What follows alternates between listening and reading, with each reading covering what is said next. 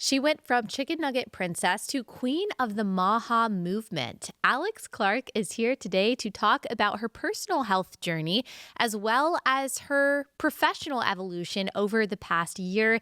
And she also has some romantic details to reveal about her new, very serious relationship.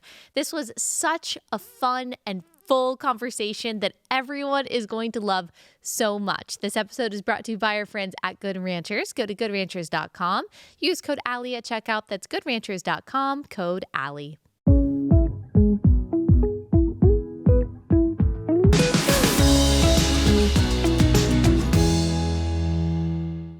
Alex, thanks so much for taking the time to join us in person. Yeah, I'm happy to be back. I think third time's a charm. Yes, I think first time in this set, though. Yeah, first time in this set. And I told my team, I said, it used to be purple. Now your colors are green. Yes. And it looks gorgeous. But you are nervous about the black because now you did the color thing. And now you've been ruined.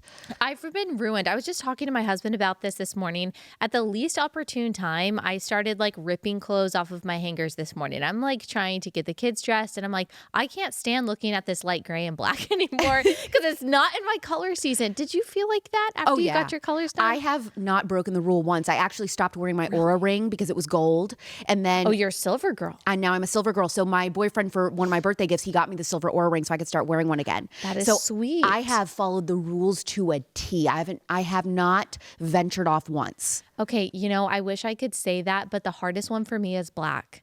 Yeah. Because you have black, because you're winter. Yes. So black and white, true white, are both in my color palette. And I mean, I've told everybody, guys, girls, kids, get your colors done. It's a one-time thing because you're not going to change. Yeah. Find out what it is. You will feel so confident. Your makeup, your accessories, your shoes, your bags, everything to be tailored to exactly what looks the best on you. It's just a game changer. And it's especially a game changer for people in media like us, I think. Yeah. You can't stop seeing it. And you spend less money on clothes. Yes. I think I'm less likely to pop into Anthropology or pop in somewhere and get something just because it looks cute, because if it's not in my season, I'm not going to get it. Exactly. So it actually saves you money. It actually does. Tell your husbands that. Yeah. So anyway, I might be changing the background green, match my color season. Okay. There are so many things I want to talk to you about. I want to talk to you first about just like the rebranding from POPlitics to Culture Apothecary, but really go back to the health journey that started that shift or initiated that shift, because you were the chicken nugget queen, the queen of chicken nuggets. And now you are like, stop eating Chick-fil-A, no seed oils. So take us back to chicken nugget queen and how this first changed. Yeah. So, I mean, my life, I grew up primarily eating only ultra-processed food. I remember going through the line in high school for lunch and just getting like a red fruit punch and 6 or 7 Rice Krispie treats, and that was my lunch. I lived off snacks. That's all I ate. Chick-fil-A, McDonald's, Wendy's. I loved it all. And I never thought anything about it. I thought organic was a gimmick. I didn't even know what a GMO was. My family, I mean, my mom made home-cooked meals every night, but we didn't know anything about seed oils or corn syrup or thought it was a big deal. Yeah. And when the pandemic happened and we were all mandated to, get a certain medical product, I was so deeply disturbed by that because I just thought in my spirit, that's so evil and wrong to tell people, like, if you do not put something inside of your body, you're not allowed to participate basically in the public sphere, or you can't keep your job. They told us that, well, you had a choice. No, you didn't. Because if you're wielding against somebody, you have to take this or you're going to lose your job, which I know a girl at my old radio station, she had to quit because they told her as a breastfeeding mother, if you don't get this, you're going to lose your job. And she said, well, I'm breastfeeding. I'm not getting this. Yeah. So then she quit. That's not really giving people a choice. And so I thought that was super evil. And I had never really even thought of like the phrase big pharma before until that. I started kind of seeing people say that. And I thought, well, that's interesting. I wonder what that is. And right at that time, Hulu came out with that Emmy award-winning show called Dope Sick. Mm-hmm. Did you ever end up watching that? Actually, I might have with Chief Relatable Bro. During that time, we watched a lot of TV during the COVID era, so we might have. It is so excellent. So if you watch the first episode to see if you've watched it or not, you need to go back. It is phenomenal. Won tons of awards. But I was watching that, and if you don't know, Dope Sick is about the Purdue Pharma scandal and Sackler family who created OxyContin and, mass produced this knowing that it was an addictive opioid, even though they told people it wasn't. And basically the reason we have the opioid crisis now is because of the Sackler family and greed of this pharmaceutical company. I had never heard that story, and that totally speaks to just personal privilege. My family, growing up, I just hadn't been touched by the opioid crisis. So I really didn't know anything about it until watching that show. And I was so floored that the FDA could approve a drug knowing that it was addictive, knowing that this was killing people, causing spikes in crime and mass destruction all over our rural communities, especially in the United States. That led me to looking into, well, what other drugs has the FDA approved or have we kind of been marketed to that is totally safe, no side effects, and really been duped by? And that led me to hormonal birth control. I had been on birth control for about 10 years. I had never thought anything about it. It was never even posed to me as a question of, should you really be taking this or not? It was just automatic. Every single, checkup visit, it was like, oh, we're going to renew your prescription for this. And why was it initially? Why did your doctor say you needed it? Couldn't tell you. I was 14 or 15 years old. They probably said, do your cramps hurt when your period's starting? Yeah. Right. Okay, we're going to put this on you. And this is what's so annoying to me about like a lot of discourse on X in super legalistic, conservative Christian circles is this conversation of like, well, if a girl is on birth control or was ever on birth control, then, she's a whore sleeping around or whatever. It's like for most of us, our generation, we were just put on it. I mean, really, we had no informed consent whatsoever about what was going on. We were not sexually active. It was literally like I was 17. I had mono and I think I missed my period 1 month because I was feeling sick. And she was like, oh, you missed your period. Let's get you on birth control to get you regular. And then I was on it for like the next 5 years of my life. And it wasn't to actually prevent pregnancy. It was literally just because one doctor told me that I should when I was 17. You're right. Most women, that's their story. Yeah. And it's it's so frustrating. And I didn't know that when you're prescribed hormonal birth control for 10 years, if you take it 10 years or more, that you have a 230% increase likelihood of developing an autoimmune disease, which now I have. I didn't know that it completely alters who you are attracted to in a mate. Yes. That when you're on birth control, you are more attracted to a feminine looking man than masculine. Yes. Now, like the guy in Severance, what's his name? Who is also no. Leslie Knope's husband. Yes. What's his name? Adam Scott. That's what you're typically attracted to if you're on hormonal birth control. And it makes sense. Someone say, is anyone attracted to Adam Scott who is not on an SSRI? And I was like, I don't know. Well, Good and you know who else? question. And guess who I had who was my celebrity crush in high school? Michael Cera from Juno. I mean, that guy, him and Adam Scott are in that same category of like very like soft, like kind of beta boy type of guys. So yeah, I didn't know any of that. Like this was never disclosed to me in my initial checkup. And so that piqued my interest. And I just started like posting on my stories to my followers. And this was like summer of 2021, I think. And I started posting. I was like, did you guys know this about birth control? Did you know this? And I could see my story shares. So like it was just like thousands of people sharing my story out of nowhere when I would post about hormonal birth control. And I thought, oh, wow, I've hit a nerve here. My audience, just like me, they didn't know this information. I mean, nobody in the conservative movement, the only people talking about birth control, I think around that time was Evie magazine was kind of talking about, we both started talking about it around the same time. Like nobody was really talking about this like in the pro-life circles or anything because it was very touchy, like, ooh, we don't want to rock that boat. Same with IVF. You were the first person to start talking about like ethics with IVF and big fertility. Like nobody wanted to touch that because it was like, if we poke that bear, then we're going to lose all the people that are like mushy middle pro-lifers. And so it was like not popular to talk about birth control or IVF or whatever at that time. And so I started talking about it and I could see like my numbers just spike. And that led me to then investigating and going down the rabbit hole of big food, understanding that like only a handful of food companies control everything and the consequences of that, how our food is engineered to be as addictive as possible, how it doesn't really matter how much you're moving. If you're eating ultra processed food at night after you run, a lap around your neighborhood, you're not going to lose the weight. Yeah. That so much of this system is rigged. It's like almost impossible to find true unbiased nutrition information, that even the food pyramid I grew up with was completely bought and paid for. It was a total scam. I mean, every aspect for a millennial woman of medicine, of nutrition, of pharma was a lie. It was completely rigged, and we were set up for failure. GMOs were introduced to our generation. The vaccine schedule exploded on our generation. We were all put on birth control. I mean, millennial women have by far been, millennial women were experimented on without our consent. And when I testified at the United States Senate in September of 2024 with RFK Jr., that was what I did my speech on, was that none of us knew what we were agreeing to. And now we're all trying to start families. We're trying to have kids. And if we even can get pregnant, then trying to raise kids in this completely rigged system, it's nearly impossible. And so hopefully this is what's now going to be changing with RFK Jr. in charge of HHS. Yeah, I remember, I think it was probably almost exactly 5 years ago, maybe like spring of 2020, because I remember I was recording at home and it was COVID, and I did an episode about birth control, IVF, and surrogacy, because it was around this time. I think a lot of people were on the same journey being like, okay, is this okay? What about all these things the doctors have been telling us for so many years? And I remember doing that episode and being scared. I'm like, oh, I'm talking about birth control, IVF, and surrogacy. This is, like you said, a subject that a lot of pro-lifers don't want to wade into, and I was nervous.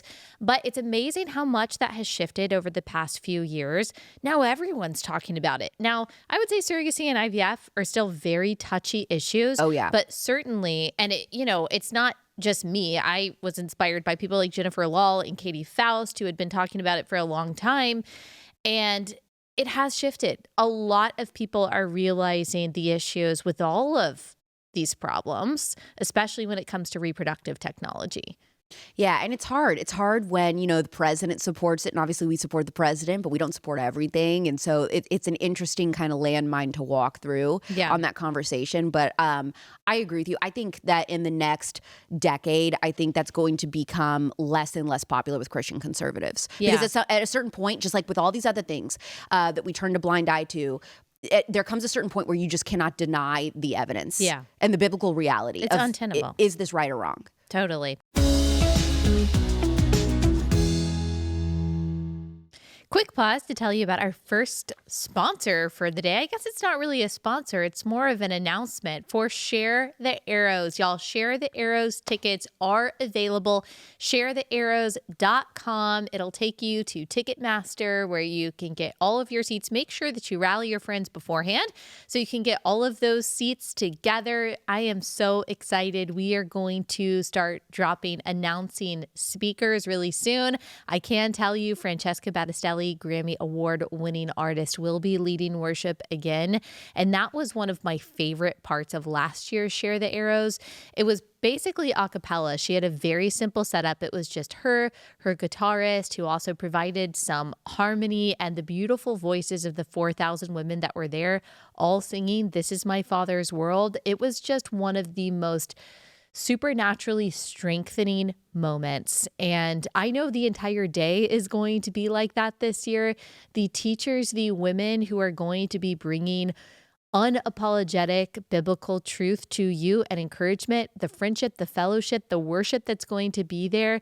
I mean, it's just going to be amazing. It is going to lift your spirit so much. And I love a message that I got last year after, saying, I walked out of there with zero fear of man. Heck yeah, that is what I want everyone to feel after Share the Arrows. So go to ShareTheArrows.com. Get your tickets today. That's ShareTheArrows.com.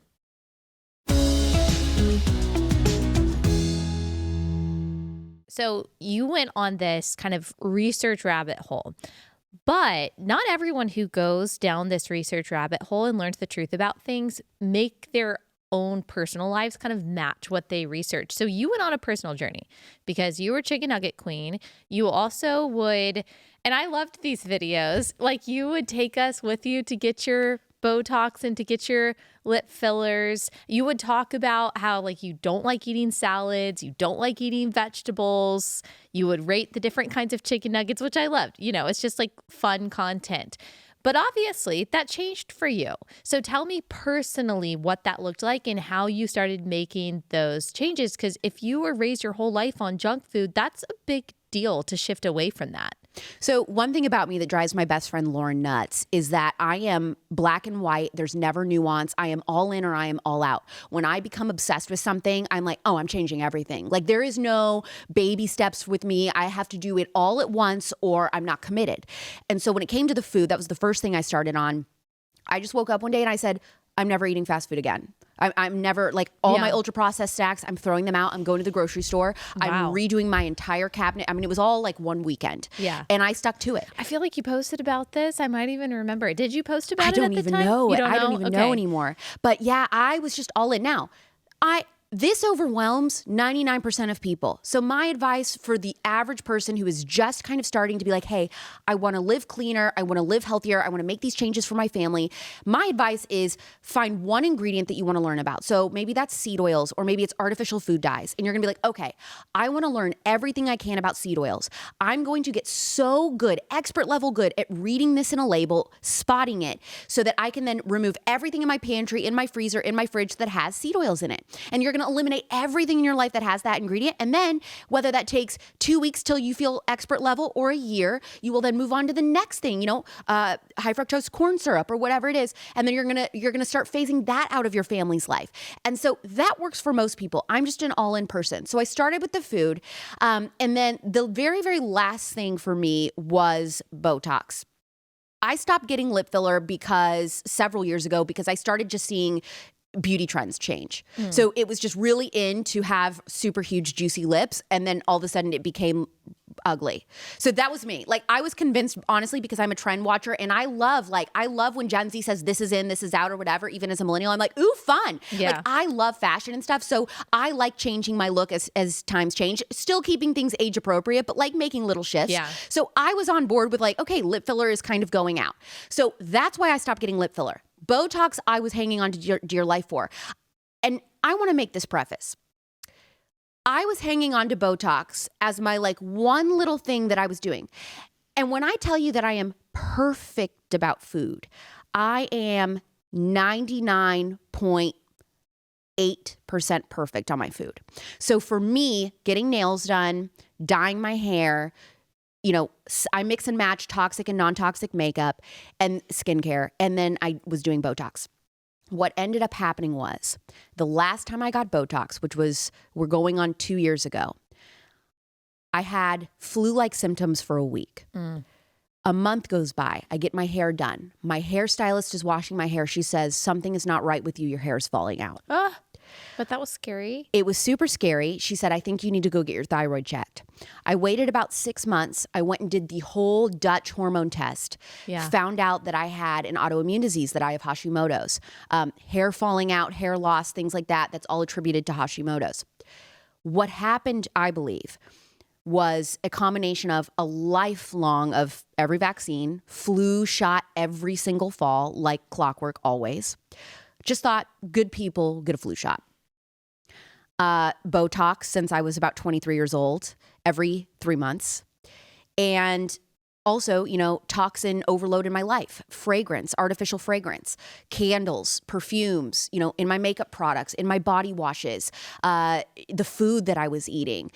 So birth control for 10 years. My toxic load bucket had started to overflow. And that last round of Botox, I believe, is what tipped me over the edge and where I couldn't handle it any longer. And so I thought, I can't do this anymore because I know people that have had, Botox illness and permanent damage with Botox. And I just thought I could be one round away from, being majorly sick from Botox. So I couldn't risk it any longer. I knew it was exacerbating my autoimmune. Yeah, gosh, it is tempting sometimes. I've never had Botox or fillers or anything like that. But yesterday I was at the dentist and the dentist was saying, you hold so much tension right here, which of course I do. I always have. She was like, have you ever considered like Botox right there? And I was like, could I get away with it if it's for a medical reason? And I could justify it by saying it's not just vanity. Then she started saying, it could make your face look slimmer and all of that stuff. But I've also heard stories of it causing like Bell's palsy in your face, especially when it's so close to these nerves. Like it would not be worth it. It would not be worth it. I'm just got to gua sha maybe a little bit better on my masseters instead of injecting myself with toxins. Want me to tell you something crazy about Yes. Botox nobody is talking about? Yes, please. So, first of all, everybody wants to bring up that Botox is a neurotoxin. That is true. And that is a risk in and of itself. But the ingredient that no one is talking about is a derivative of human blood. Now, we do not know, it is not disclosed to the consumer, if this derivative of human blood in Botox contains the mRNA vaccine. Mm-hmm. That is a massive risk that consumers should know. And the other thing is, and here's what I'm going to say that's going to be controversial, and everybody's going to get very upset. This is the number one thing. There are two things, Allie, that I talk about that piss people off. It's Taylor Swift and it's Botox. Oh, we haven't even gotten to Taylor Swift yet. We were going to go there. Oh, gosh, I forgot about that. I forgot about that with this show. So the thing about Botox is you and I are about the same age. We're about a year apart. And your skin looks great. And your skin looks you're great. wrinkle-free. I don't know if you've noticed, and I'm just going to say it, and people are going to say mean girl energy, and that's fine. I don't care. I look so much younger than basically everyone that I graduated high school with. When I see pictures of them, way more like fine lines and wrinkles starting to develop now that we're in our early 30s. I attribute my wrinkle freeness to getting Botox starting in my mid-20s. Now, I know that that's going to upset everybody. That is not to say that there's clearly a risk that my toxin bucket overflowed. I think part of me developing an autoimmune disease and everything like that, I think Botox contributed. But I still think that I can say Botox also helped my face not settle into fine lines and wrinkles. I think I have so much expression when I talk. Right. There is no way that I would not have way deeper fine lines right now if I wouldn't have been getting that. So I think two things can be true. I think the product can work for some people, but there's also a massive risk. So you have to decide for yourself as a consumer, is it worth the risk for me to try getting this, or is it not? And then that's up to you. But the people that freak out like, you can't talk about this, you couldn't get this, you need to age gracefully, whatever, boo on you. I don't care. Like, I don't think that there's anything wrong with wanting to age, slower than somebody else, but people like really grab onto that. Like, I don't know. It's almost like people just get real like pious about it. Like, I'm better than you because I'm choosing to not dye my hair or do anything or wear very much makeup and I'm aging gracefully. And they just really like to wield that over people. And I think it's silly. Yeah. And that's fine. Yeah. And people can disagree with me on that. But, Costi Hen and I were just talking about this because we got asked about it on stage in a Q&A. And I think you go to Costi's church, right? I do. Yes. And I was just doing a women's conference with him over the weekend. And someone asked us about this. And he made a good point about not being pious and not assuming someone's motives are just vanity if they do have like lip fillers or something. Like, it always goes to the heart. And for me, I do have to ask myself, like, what is my motivation? And while I don't think it's something to wield over people, I do think that it is worth having a conversation with yourself and asking you, what is motivating me to do any kind of beauty thing, whatever it is? Is it just like my preference, or do I think that more people are going to like me? Am I afraid of aging? Because I agree, like, I will do everything non-invasive to try to age as like gracefully as possible and to prevent those wrinkles. But I also have to remind myself that I'm 33 and I will not look like I did at 25. I won't look like a 22-year-old, and that's okay. And I have to accept that and be like, not everyone had the blessing of turning 33. That's true. So there is, I think, a conversation to be had with yourself, an honest conversation, because doing things strictly out of vanity is going to lead you down a path that is like never ending. Well, and here's the other spicy thing that everyone's going to get mad at me for saying. Okay. Anecdotally, okay? And there's not been official research on this, but I'm saying anecdotally. All these women that talk about, Botox poisoning and I developed this problem and whatever, Groupons. I'm just saying. Wait, that's what caused it, because it was the cheaper version. I'm saying if you are going to take the risk and you're going to get Botox, you better not take any shortcuts. Oh, yeah. You better find an expert injector that you trust with your life and pay a pretty penny for it. The Groupon women getting Botox are almost always the ones saying like, I had a bad side effect, or I had a bad, had a bad outcome. Yeah. So I'm just saying, ask them, did you use a Groupon to go somewhere for your Botox? Just, I think it's worth asking. Second sponsor for the day is Adele Natural Cosmetics. I use their products every day. I use their essential cleanser. I really can't stand any kind of sudsy, soapy facial cleanser anymore because now I realize what it was doing to my face. It was drying my skin out. It was irritating my skin. My skin is a little more sensitive and definitely on the drier side.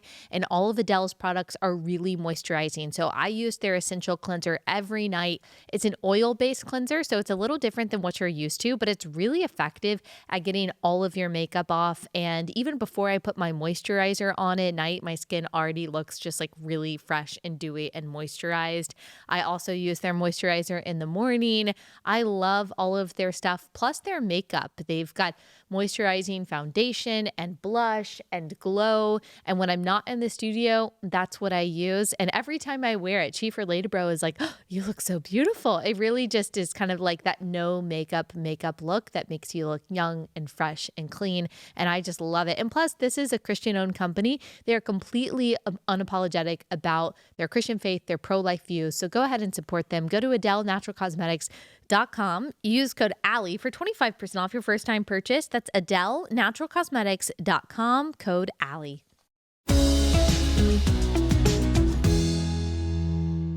Okay, you've talked about the 80-20. 80 being really strict, health conscious, the 20 for indulgences.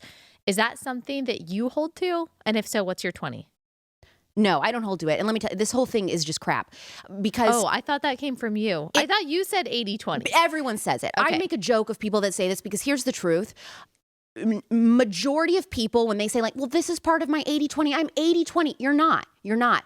Because the average American is truly not completely cutting out ultra processed food. They're still going to Chick-fil-A a couple times a week, or before baseball practice or whatever. I mean, almost no one is really eating that way. And so your 80-20 actually becomes more like 40-60, and the 40 is what is clean, and the 60 is what is not. I mean, that's what is probably more accurate for most people. So for me, I mean, when I tell you, so like today before the show, my team was like, okay, if you want to drink besides water, the only option that we're going to be able to do while we're here and we're filming or whatever is we're going to have to do a Starbucks run. What do you want? Now, the last time I had Starbucks, I don't even know. It's probably been over a year. I don't ever go out. My whole department will go and get Chick-fil-A or whatever, and I'm the only one that won't do it. I truly withstand like getting any of that food. What's in my 20, or I don't even think it's a 20, I really think I'm more like 90-10, is hair, skin, and nails.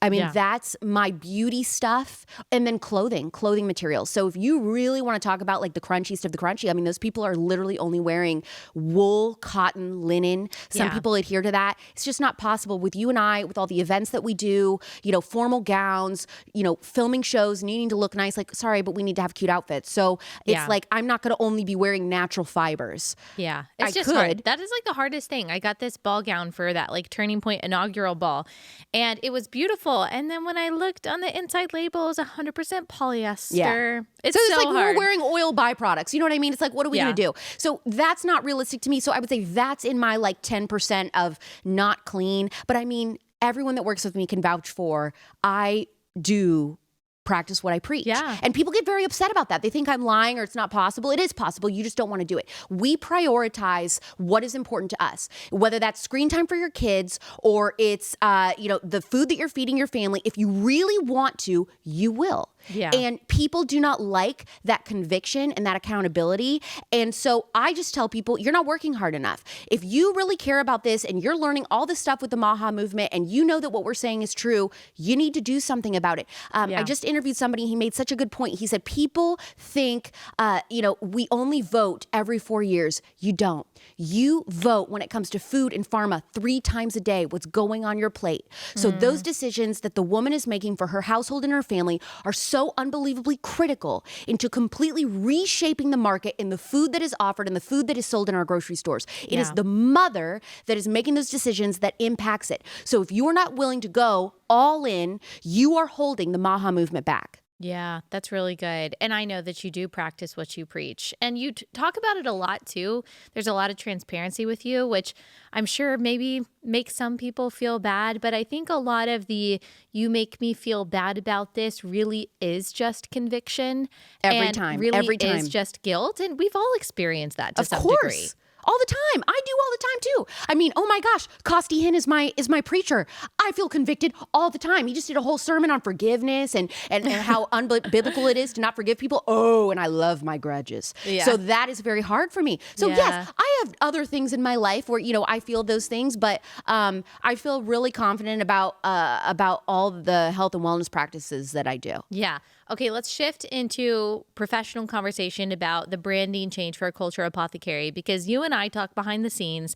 And before the shift to Culture Apothecary, I think it's okay for me to say, like, you were feeling a little burned out. Like, there were days that you were like, I don't know if I want to do this anymore. I feel so much pressure. I want to build an audience. Do people still love POPlitics? I love POPlitics, but do I?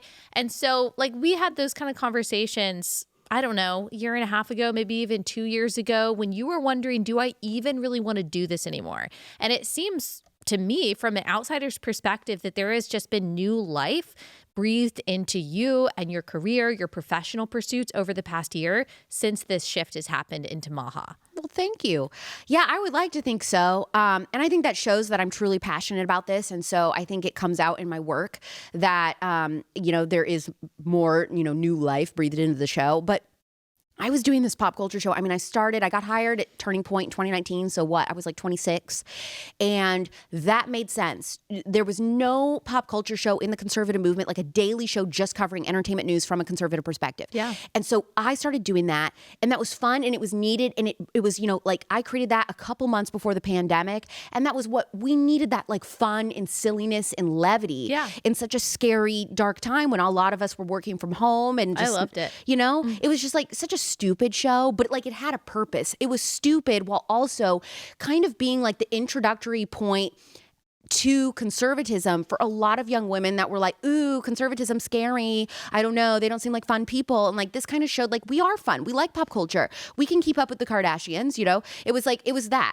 And that had its purpose. But as I got older, just as my audience is getting older, I'm hitting my 30s and I'm like, I have other things that I think are more important that I want to talk about. Like when I was totally radicalized on health and wellness throughout the pandemic, that was important to me. Like, I need people to know this. Like, I feel like I am wasting precious time for these people who are getting married and starting families and having kids, this information that could be life-changing for their families by not talking about it. Mm-hmm. I felt a huge pressure to talk about this, and it was a fight. It was a fight behind the scenes for me to completely transition and focus on this. There was a lot of, I think this is a mistake. Do people really want to talk about health and wellness all day? I don't understand what this has to do with the conservative movement. Why would we talk about health? And I was saying, what I was screaming blue in the face, I was like, this is the future of the conservative movement with women. If you do not listen to me, we are going to lose a massive amount of female voters. This subject can change the election. We can win the election with undecided female voters if we focus on health and wellness. Mm-hmm. Everybody thought I was nuts. We have our women's conference every June with Turning Point, the Women's Leadership Summit. And last year, last January, we're planning for June, and I'm going, we need to focus on health. And it needs to be 90% health and wellness. Nobody wanted to do that. It was like, this seems insane. I don't understand this. This is a wild hair that Alex has. I think we're really going to regret this. They begrudgingly let me do it. 2 months later, RFK comes out and endorses Trump on stage. Now, I was right. And I made sure everybody knew it. But I could see the writing on the wall, because when I would talk about health and wellness issues and what's wrong with our food system and what's wrong with the pharmaceutical industry being completely corrupted in America, my numbers and my downloads were like 4 times the size. And so what happened was RFK comes out on stage, endorses Trump, says we're going to focus on making America healthy again. It's going to become a core tenet of the Trump campaign. President Trump is talking about it. Now all of a sudden the conservative movement is. Well, now who in the conservative movement is focusing on health? It was me, because I had started that transition about like a year ahead of time with my content. And then my rebrand officially happened like 2 2 weeks after Yeah. RFK comes out and endorses Trump. And then I testify at the Senate on this issue. Yeah. And it just all was like God opening doors, like one after the other.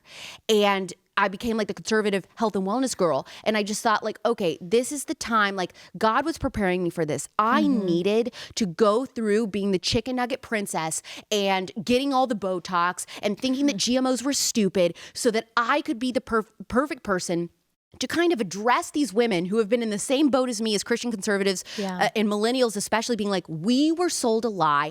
I fell for it too. We have to completely change everything that we've known and thought for our entire lives. Yeah. If I would have been somebody that's, I've always been drinking raw milk. I've always said that birth control was poison. Nobody's going to listen to me, but I'm going through the journey with them. So it worked out perfectly for me to kind of learn as I'm going at the same time as my audience. And so I think that's bode really well. But yeah, I mean, when I transitioned to all of this, I was more excited. It was like, finally I understood, like I liked POPlitics, but I don't think I ever felt like I was home. I don't think that I ever felt like this is what I'm going to do for the rest of my life. And also, I'm not an idiot. I've been in media and I've been hosting #1 shows since I was 18 years old in different markets and different cities. I've been doing this for a long time. Yeah, people might not know you have a background in radio. Yeah, so I started doing morning radio with pop morning shows. I started it as an 18-year-old. And so I understand that you have to be willing to grow, to move, to get uncomfortable in order to grow your audience and to outlive, like to survive this industry. If you're like, I'm going to do the same thing forever, never change, like no little shifts at all, like your show's going to die. Like you're not going to survive. And pop culture when I'm 40, it's not going to work. So I understood that with that content also, there was a very obvious expiration date. Brett Cooper is going to experience that. I mean, I've talked to her about that. Like there comes a point with that content where it's like, okay, I have to shift to something else or like it's going to be silly me doing this. Yeah. So it's like every talent, if you start doing that in your teens or your 20s, like you shift over. I mean, you see that with YouTubers all the time and everything that focus on pop culture. But I just knew that health and wellness is like forever. That's something that I can become a mother with. I can, have a family with and talk about this content and it doesn't seem weird or out of place. My content can shift now to focusing a lot more on kids and whatever. And so it was the right move. I felt like for longevity in my career and I fought tooth and nail for it. And I'm so glad that I did. And, same with POPlitics. When I started POPlitics, basically everyone outside Turning Point thought this is stupid. What a waste of time for the conservative movement. This is embarrassing for the conservative movement. I was so made fun of on Twitter at the time for that show. Just people being like, who the heck is this girl? This is the stupidest show I've ever seen. Like this is an embarrassment to the movement. It wasn't for them. It wasn't for them. And I knew that. I knew who I was talking to and they needed it. And it was the right risk. And so sometimes I think when it comes to wanting to have a career in media, especially in the conservative movement, like you've got to find where is there a hole and where can I kind of create a niche that is needed and create a product that doesn't exist. And a lot of people want to like get into what you and I do and I just want to talk about conservative news. Sorry, but that's almost nearly impossible that you're going to be a success. It's way oversaturated. You have to be an absolute mega superstar like Candace Owens, Charlie Kirk, Ben Shapiro, Glenn Beck. You have to be those types of people to survive. And almost none of us are those people. I am not that person.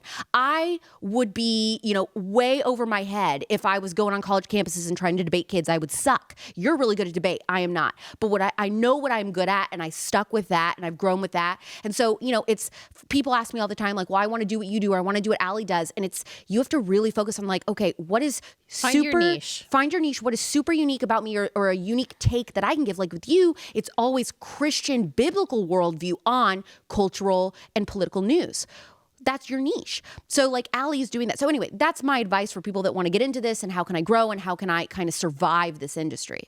Do you have any misgivings about RFK within the MAHA movement? Are you 100% gung-ho about what he's going to do in the CDC?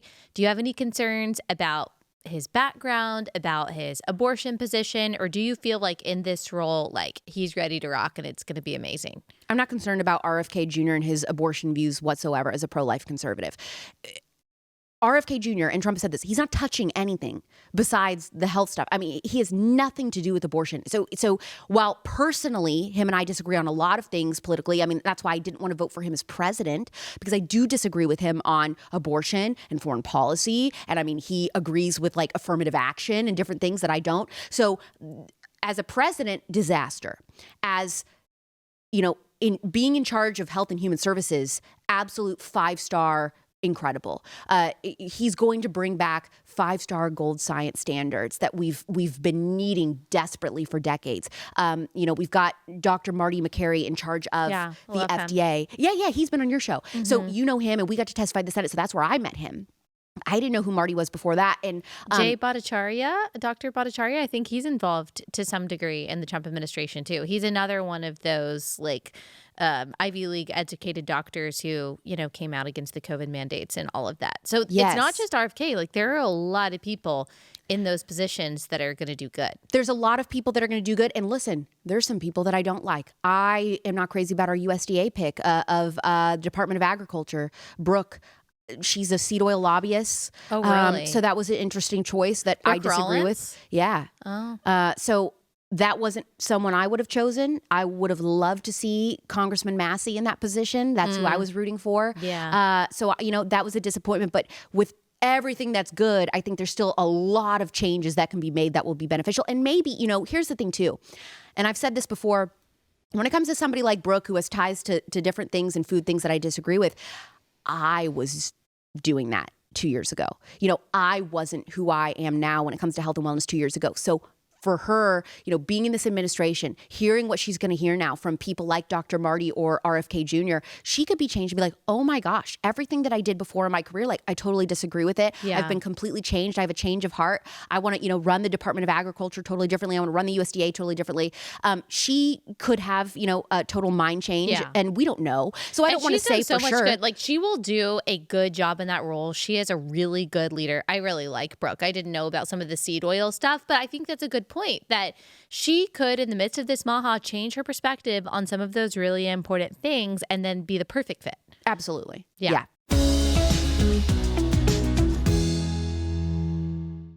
Last sponsor is EveryLife. EveryLife is the only pro-life diaper company, which is kind of sad when you think about it, that all these diaper companies, they say that they're pro-baby, pro-mom, but they're donating the funds, the dollars that you're paying to Planned Parenthood, to these pro-abortion politicians. You don't want your money, especially for your diapers, to be going toward killing babies. You want your money to go toward companies that are supporting the organizations that are saving babies. And that's one reason why I love EveryLife. They've got that Buy for a Cause bundle on their website. You can go to their website and purchase a bundle of items, of baby items, mom items for pregnant moms in need. They partner with pregnancy centers across the country to get moms those resources. And plus, their diapers just really work. They are made of really good materials. You don't have to worry about any of that fake irritating stuff that's not good for your baby's skin. And they really, really work. Totally leak proof.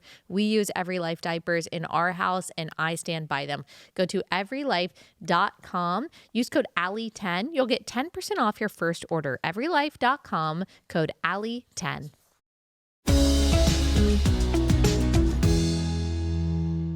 Okay, let's talk about some fun stuff because we've got about 12 or so minutes left. I want to talk about your love life, which you've been sort of open about on social media. You've shared about, singleness and the different guys that you've dated, but now you have a boyfriend named Steve, and this seems different than the past relationships you've had. Oh, it's completely different. This is it. Okay, tell me about him. So nobody knows this, but Steve and I met on Hinge, and I actually was home. This is right when my dad passed away. And I was there for a very long time. I was home in Indiana, bored to death, honestly, just dealing with that, the ins and outs of that, for a little over 3 weeks. And I just thought one night, okay, I'm just going to get on Hinge. I'm going to put my location back home in Scottsdale, which is where I live. And I'm just going to swipe because there's just nothing else to do. And I've been on Hinge off and on for a few years. I'll get on for a couple months and then I'll delete it and then I'll be off for a year or two and then I'll get back on. And so I was on there and he had this outrageous prompt that said something like, pick our first date, hot air balloon ride over Ukraine, candlelit dinner at the Gaza Strip, or go get a Polar Pop at Circle K, some ghetto cross streets in Phoenix. And I laughed out loud and I was like, this is hilarious and so not politically correct. And so I just commented, I said, I'm obsessed with this. This is hilarious. How many girls are upset and offended by this prompt? And so we started talking and it was the wittiest, funniest back and forth. And I texted my friends like after a couple hours of talking to him, and he had gotten my number, and then we were texting, and I texted my friends that night and I said, guys, I said, guys, this is crazy. Like, I do not remember since high school ever talking to a guy and laughing so hard that I'm crying like the entire time we're talking. Yeah. Like, I don't know. I just have not. I mean, I've had like boyfriends and like different things that we had in common or whatever, but nobody's like really made me laugh so hard. Like my stomach hurt.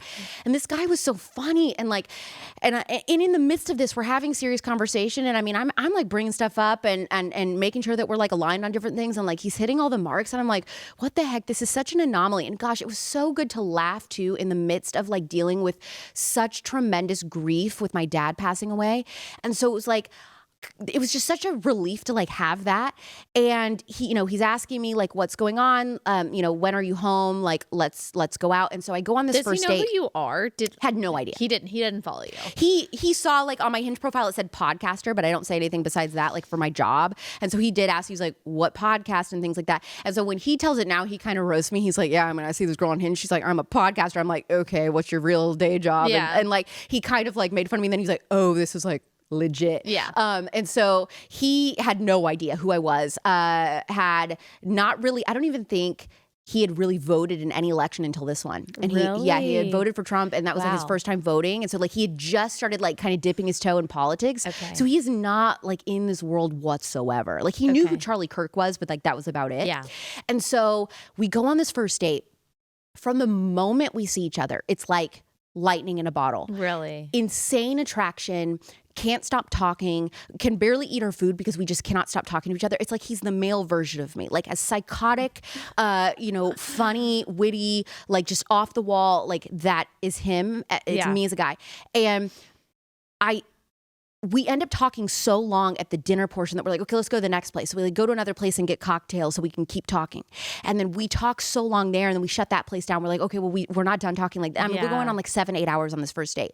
He lives very near there. So we go to his place. He has like a beautiful rooftop with like a fire pit and stuff. So he grabs me a sweatshirt because I had like a little dress and boots on, and we go up on his roof and we light a fire because it's still pretty cold. It's January.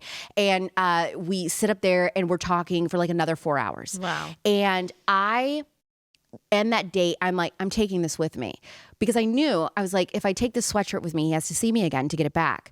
So he texts his friends and he says, she took my sweatshirt, so I'd have to see her again. I like this one.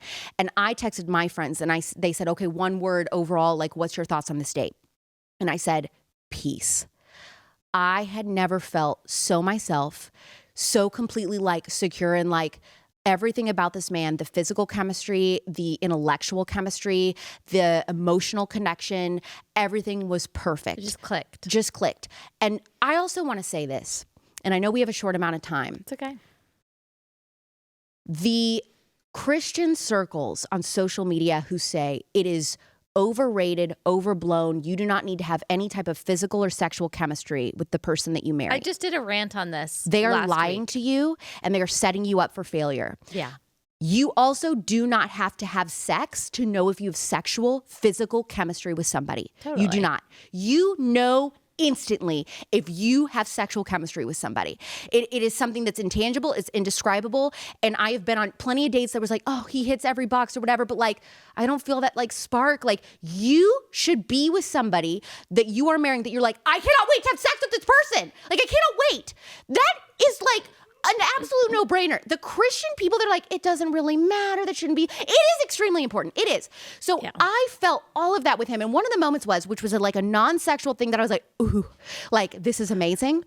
Because I think it's important for the single girlies that are like holding out. They're like, I just want to have it all. Like, I want like the physical connection. I want the faith connection. Like, I want to be aligned biblically. I want to be aligned, politically.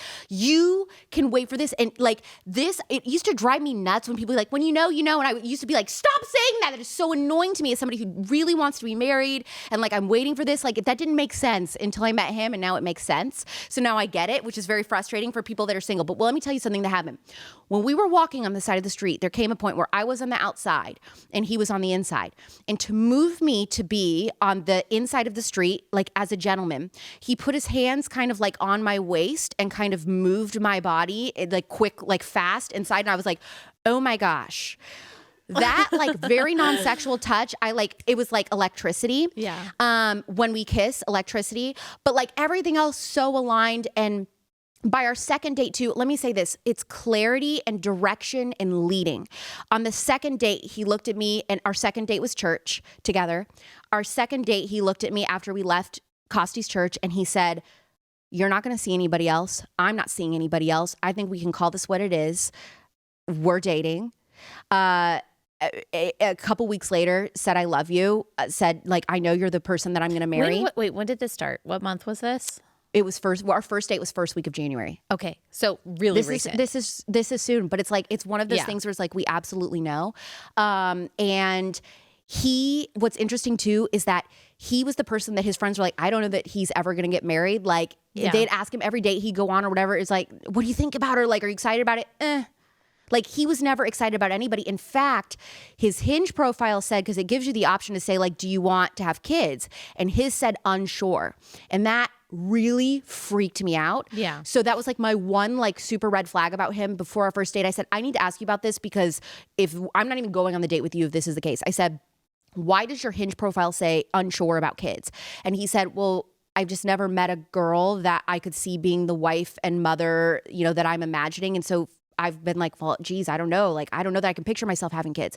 And, every serious girlfriend he's had and everything, he's like, I don't know that I want kids. And then he met me and he was like, "I want everything with you. Like, I want the family. I want everything." His parents, his best friends were all like, I've read the messages of like, "Oh, this is it. Like, we've never seen you talk about a girl like this. Like, we know this is it." And met his family already. He's meeting mine. I have to go home to Indiana to do my dad's memorial service. We kind of delayed it to get out of winter months, because I am from Indiana. So we wanted people to be able to like show up.